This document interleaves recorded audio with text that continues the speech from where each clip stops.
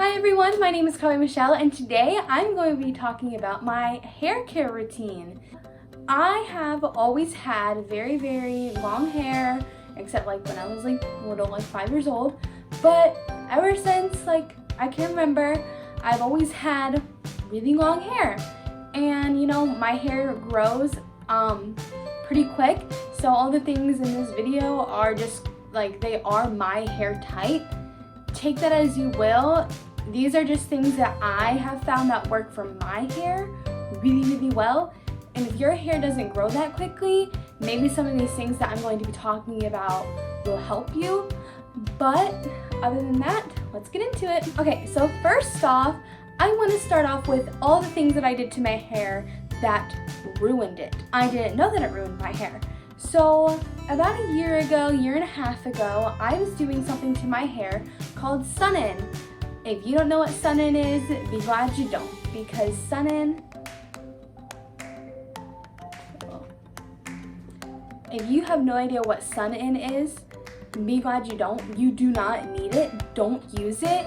And plus, I wouldn't recommend it for any other hair type other than blonde, or like light brown, unless you want red highlights, which I don't really think anyone really wants red highlights. If you do, go ahead. Sun-In is basically just this mixture of hydrogen peroxide and lemon juice, and it is made to lighten your hair with the sun or a blow dryer. I mostly used a blow dryer so it wasn't exposed to UV, so that's why my hair didn't get fairly damaged because of Sun-In, because I used a blow dryer.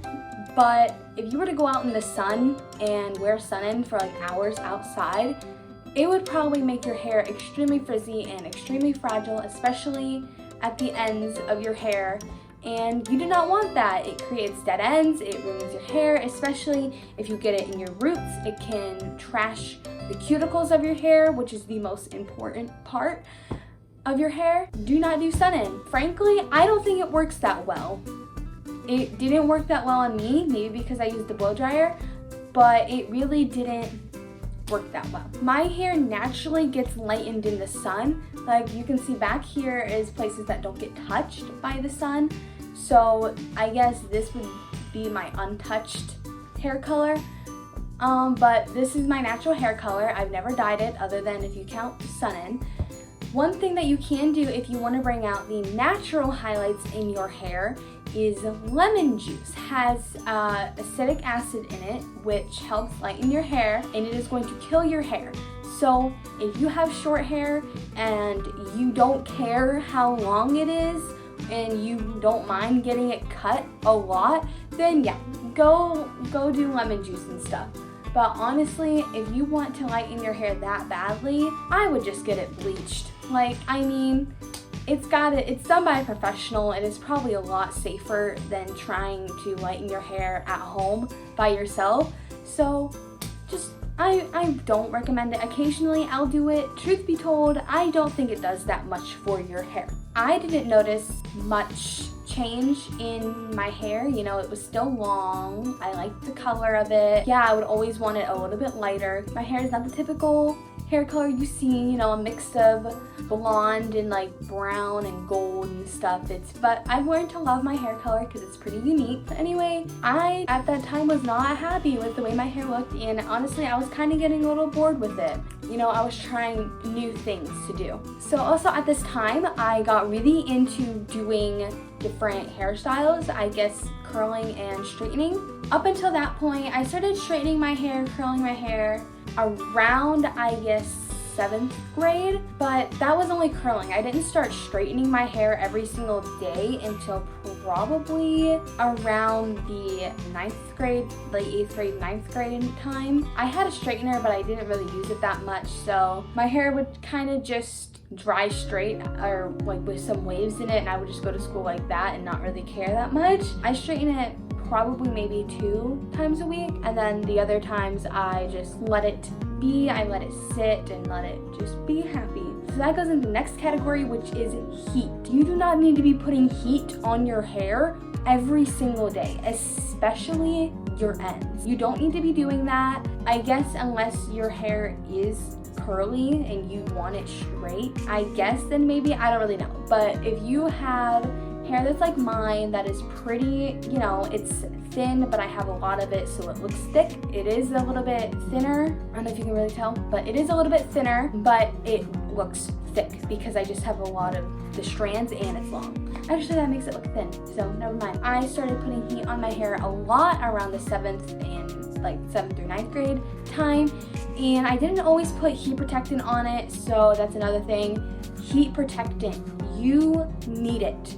I cannot emphasize enough how much you need heat protectant. I'm going to be talking more about the do's and don'ts as I get on to my hair story. So around this time last year, I was, like I said, doing sun-in, a lot of heat on my hair, a lot of just not treating my hair the way it should be treated. Not that there's anything against drugstore shampoos. I mean, if it's super duper cheap drugstore shampoo, I wouldn't buy it because there's probably a lot of chemicals in it that are going to ruin your hair in the long run. Try and get like Suave is usually good, Dove, Pantene, those are usually pretty good, but I do not use any of those anymore, so I will talk to you later about what I use on my hair now to wash it. Also, if you are vegan and you want some clean ways to clean your hair, apple cider vinegar, I heard, is a very good way to wash your hair. So around this time last year, my hair didn't look really dead, but it was. So I usually have it very, very slick. I wouldn't say super slick. It's like in between slick and like, you know, normal.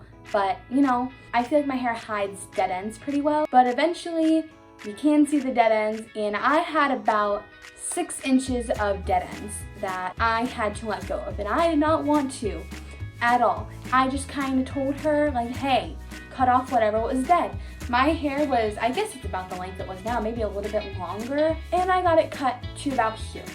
So yeah, that was about 7 inches, maybe more. It was a lot of hair that I got cut off, and I looked in the mirror and it was the shortest my hair has ever been since I was a child. Now, at first, I liked it. I was like, hey, you know, it's a change, you know, I kind of asked for it to be that length anyway because I thought it would be cute. Not gonna lie, it was cute, but it just felt really different. It didn't feel like me. I just really did not like my hair super short. I feel like long hair suits me pretty well. It didn't look bad.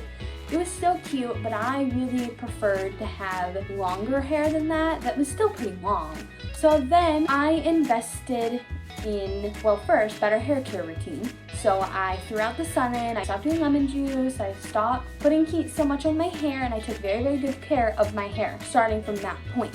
So that was about August, so it's almost been a whole year since I got my hair cut that length. And as you can see, it's longer. I mean, it was there. So one thing that seriously helped me get hair like this, my hair was fairly frizzy. It wasn't really that slick. I had a lot of dandruff, a lot of oils in my hair. I was like, okay, I have been wanting to do this for a very, very long time, and it is customizable shampoo and conditioner. I had only tried one because they knocked it out of the ballpark. Like, it is the best. It changes your hair literally after one wash. This is not like a promo, no sponsor, whatever. It made my hair softer than it's ever been with just one wash. Now, usually in order to get it that soft, I have to put, you know, all these oils in it, all these mousses in it and stuff to get it that soft, but it was that soft just by washing it. The website I used is Function of Beauty. Now, they are a cruelty-free, sulfate-free, they don't put anything in these that aren't natural, that are bad for your hair. No chemicals that are gonna trash your hair, nothing really artificial in these things. The great thing about Function of Beauty is that you can decide what goes into these. So you can decide your hair goals, what you want, your hair types, and it takes all of that and it makes your own unique formula. And you can pick the colors and put these fun stickers on it, and it's custom to you. It says Function of Carly right there. I have 2 different sets of shampoo and conditioners from Function of Beauty that I got in the past about 9-10 months, so almost a year. Here is the first set of Function of Beauty shampoo and conditioner that I got. I got these in August of 2019, and they are still there. Almost a year later, and they are still there.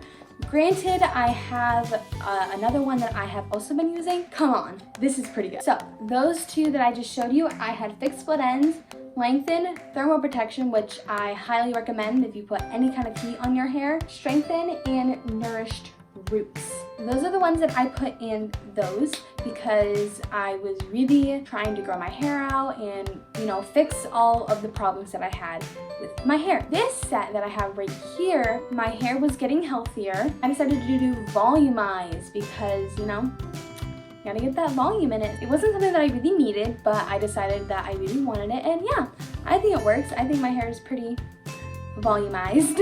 Now, I have been using Function of Beauty consistently. I haven't used a single other shampoo, and then I wash my hair 2 times just to get like the oils out of it, and then the second time to really like give my hair the care and love it needs. It'll activate like all the ingredients, I guess. I then put conditioner in my hair, and then it's very important that you put it up in a ponytail or put it up in a bun.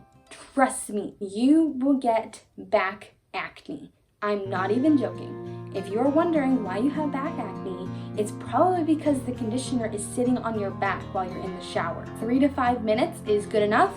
And then rinsing. Rinsing your hair with cold water. It makes my hair less frizzy. It closes the cuticles of your hair, makes it shiny. Your hair will be super soft. Even just take that one trick of just rinsing your hair, rinsing the conditioner out of your hair with cold water. It is extremely helpful to do that. Then getting out of the shower, brush through your hair with a comb. Do it through a wide tooth comb.